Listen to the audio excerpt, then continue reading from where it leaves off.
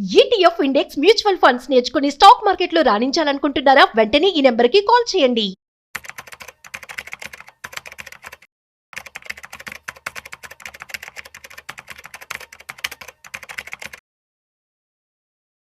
Hello నమస్తే, welcome to Suman TV. ప్రస్తుతం మనతో పాటు digital marketing expert Vivekanand Reddy గారు ఉన్నారు. వీరితో మాట్లాడి మనం డిజిటల్ మార్కెటింగ్కి రిలేటెడ్ కొన్ని విషయాల్ని తెలుసుకుందాం. హలో అండి వివేకానంద్ గారు. నమస్కారం నమస్తే. అండి. మనం డిజిటల్ మార్కెటింగ్ గురించి మాట్లాడుకుంటున్నాం, కరెక్టే. బట్ ఇప్పుడు డిజిటల్ మార్కెటింగ్ చేసేటప్పుడు అంటే ఒక బిజినెస్ నేను ఏదైనా తీసుకున్నాను అని అంటే నాకు పర్టికులర్గా ఇలా ప్రమోట్ చేస్తేనే ఎక్కువ లీడ్స్ జనరేట్ అవుతాయి అంటే అన్నిటికీ డిఫరెంట్ ఉండొచ్చు. బట్ ఏదైనా బిజినెస్ తీసుకున్నట్టు కామన్గా ఈ పర్టికులర్ డిజిటల్ మార్కెటింగ్ చేస్తే నాకు మంచి లీడ్స్ అనేవి జనరేట్ అవుతుందని ఏమన్నా ఉంటుందా అసలు? అవునండి, ఖచ్చితంగా. దీంట్లో రెండు విధాలు. ఒకటి networking and sales. Okay. Networking అంటే క్యాంపెయిన్స్ రన్ చేస్తాము మనము. క్యాంపెయిన్స్ అంటే అవేర్నెస్ ప్రోగ్రామ్స్. అసలు మన బిజినెస్ గురించి జనాలకి తెలియాలి కాబట్టి క్యాంపెయిన్స్ రన్ చేస్తాం. ఈ క్యాంపెయిన్స్ ఎలా రన్ చేస్తాము అని అంటే మెటా యాడ్లో కానీ, ఇక్కడ రెండు ad setups are two different ads అండి. గూగుల్ యాడ్స్, మెటా యాడ్స్ అని అంటాము. గూగుల్ యాడ్స్ వచ్చేసి ఎస్పెషల్లీ ఇన్ గూగుల్ ఆర్ యూట్యూబ్కి సంబంధించింది ఉంటుంది. మెటా యాడ్స్ వచ్చేసి ఫేస్బుక్ అండ్ ఇన్స్టాగ్రామ్కి సంబంధించింది ఉంటుంది. ఇప్పుడు మెటా యాడ్స్లో మనం క్యాంపెయిన్ అనేది రన్ చేయొచ్చు. Awareness of our business. ఆ అవేర్నెస్ క్యాంపెయిన్ రన్ చేసినప్పుడు మ్యాక్సిమం ఇంప్రెషన్స్ ఎంతమందికి వెళ్తుంది, టార్గెటెడ్ పెట్టుకొని ఇంతమందికి రీచ్ వెళ్ళాలి, ఇంతమందికి తెలియాలి. సో దానివల్ల ఏమవుతుందంటే మనకి ఫస్ట్లీ మన ఫాలోవర్స్ పెరగడం, లైక్స్ అండ్ షేర్స్ పెరగడం, ఇది జరుగుతుంది.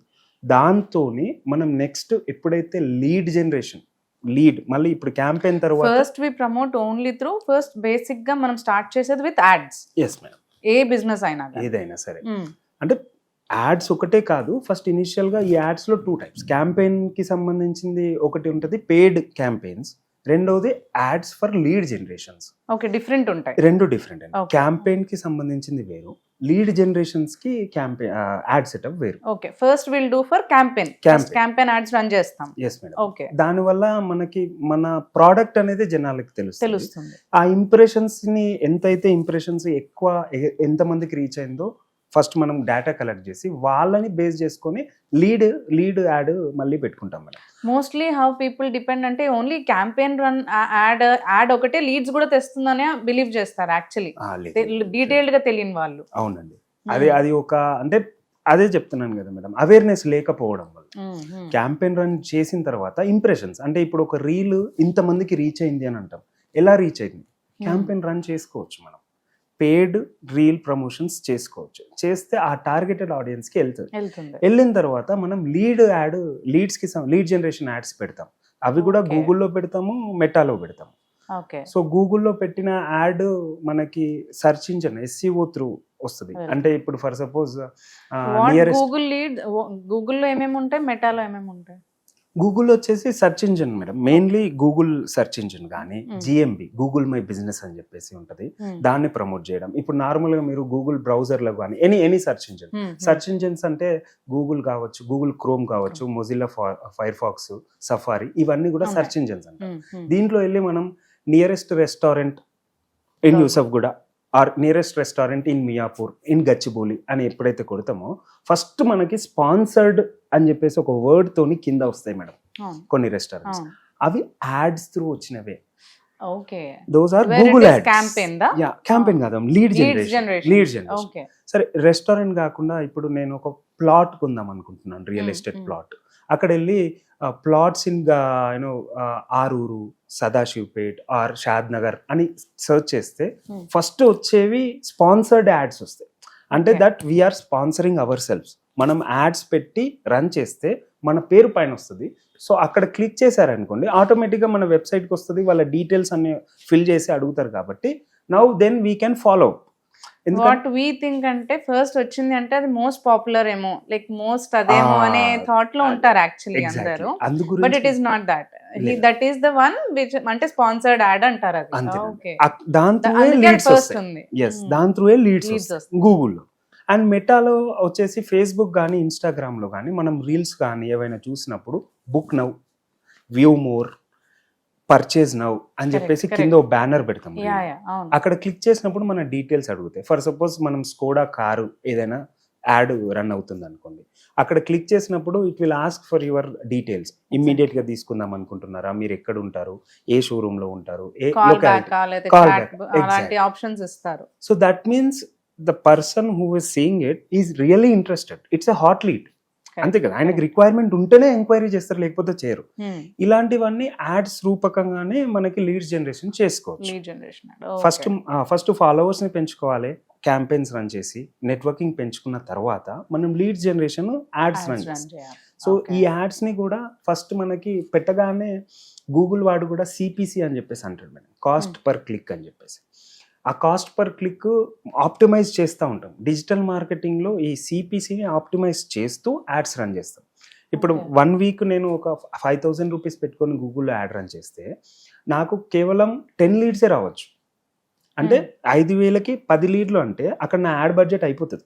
ఒక క్లిక్కి 500 రూపాయలు పడినట్టు. దాన్ని మేమేం చేస్తాము మళ్ళీ, 500 పడింది కదా, ఎందుకు ఇంత పడింది అని చెప్పేసి చూస్తే హైదరాబాద్లో ఉన్న రియల్ ఎస్టేట్ వాడికి బెంగళూరులో ఉన్నోడు సెర్చ్ చేసినా కనిపించింది అనుకోండి, అది రేడియస్ ఎక్కువ, ఆ క్లిక్ గాన్ కదా. సో అలా ఆప్టిమైజ్ చేసి మన రేడియస్కి తీసుకురావడం. లేకపోతే నేను ఇప్పుడు స్కూల్ క్యాంపెయిన్ రన్ చేస్తున్నాను, school add for admissions run చేస్తున్నాం. అడ్మిషన్స్ రన్ చేసేటప్పుడు టార్గెటెడ్ ఆడియన్స్ని పెట్టుకుంటాం. ఎవరు? Parents, especially parents. ఆ పేరెంట్స్ ఏజ్ గ్రూప్ డిఫైన్ చేసుకుంటాం. ఆ స్కూల్ ఏ రేడియస్లో ఉంది, అవన్నీ పారామీటర్స్ అన్ని పెట్టి దాన్ని మళ్ళీ ఆప్టిమైజ్ చేస్తూ వస్తాం. సో దట్ మనం 5,000 రూపీస్ ఫస్ట్ టైం 1 వీక్లో 5,000 రూపీస్ పెడితే 100 లీడ్స్ వస్తే నెక్స్ట్ టైం దాన్ని 1,000 లీడ్స్కి అంటే 1,000 కాదు కానీ సిపిసిని ఆప్టిమైజ్ చేస్తాం. 100 రూపాయలు పడిన లీడ్ని 50 రూపాయలు 60 రూపాయలకి తీసుకొచ్చి పెడతాం. సో ఇంకా అంతకన్నా తక్కువ చేయలేము అన్నప్పుడు ఆ యాడ్ని కంటిన్యూస్గా రన్ చేస్తూ ఉంటాం. సో దీనివల్ల లీడ్ జనరేషన్స్ ఖచ్చితంగా పెరుగుతాయి. సో క్యాంపెయిన్ ఒకటే కాదు, లీడ్ జనరేషన్ యాడ్స్ కూడా ఇంపార్టెంట్. దానివల్ల చాలా వరకు లీడ్స్ వస్తాయి. నేను ఇంతకుముందు చెప్పినట్టు 1:3 రేషియో. 1,000 రూపాయలు పెడితే ఖచ్చితంగా this is the main reason where you are promising that, అంటే 1:3 అనేది ఖచ్చితంగా వస్తుంది. సో వెన్ యూ అంటే ఆ లీడ్ జనరేషన్ యాడ్ కి మీరు ఎప్పుడైతే పే చేస్తారో దానికి మీరు you can expect for 3. Worst case scenario more than అన్న అవ్వచ్చు అంటారు. మోర్ దెన్ ఖచ్చితంగా అవ్వచ్చు మేడం. చాలా మంది క్లయింట్స్ కి మేము చెప్తున్నాను కదా, వాళ్ళు ఇప్పుడు ఫర్ సపోజ్ ఎవరైనా రియల్ ఎస్టేట్ ఒక ప్లాట్ సేల్ చేస్తే వాళ్ళకి ఎంత లాభం వస్తుంది? Worst case scenario. కానీ వాళ్ళ లీడ్స్, నేను 100 లీడ్స్ క్రియేట్ చేస్తే 100 మెంబర్స్ కొంటారని కాదు. అక్కడ 100 లీడ్స్ వస్తే దాంట్లో అట్లీస్ట్ 2-3 కొంటారు. అది కూడా ఇంపార్టెంట్, రైట్? అవును. ఇప్పుడు 100 మెంబర్స్ లో లీడ్స్ అన్ని హాట్ లీడ్సా? కాదు. కాకపోతే at least they will have they follow ups. ఆ 100 మెంబర్స్ ఈ మంత్ 2 కొనొచ్చు, ఇంకో 1 year తర్వాత 2 కొనొచ్చు. But they have they database, enquiries అన్నీ ఉంటాయి కాబట్టి follow ups through lead conversion అనేది అవుతుంది. ఆ లీడ్స్ ని వాళ్ళు కన్వర్ట్ చేసుకోవడం ఈజ్ ఇంపార్టెంట్ అంటారు, రైట్? వాటిని సస్టైన్ గా పెట్టుకొని కన్సిస్టెంట్ గా వాళ్ళు కన్వర్ట్ చేసుకోగలగాలి ఏవైనా. That is their work. 100% madam. Giving a lead is your work. yes madam. అంతే. లీడ్స్ మనం ఇచ్చిన తర్వాత లీడ్ వాల్యూ అనేది it will be 1,000 rupees, it might be 10 lakh rupees. Exactly. We never define it. The lead generation is our thing. We will definitely act on it and అది ఇవ్వగలుగుతాం. So ఈ lead generation ad run చేసుకుంటే ఎక్కువ leads వచ్చే అవకాశం ఉందని అంటారు. ఖచ్చితంగా ఉంది మేడం. అది. థ్యాంక్ యూ అండి. థ్యాంక్స్ వివేకానంద్ గారు for sharing all the information with us. Thank you so much. Thank you అండి.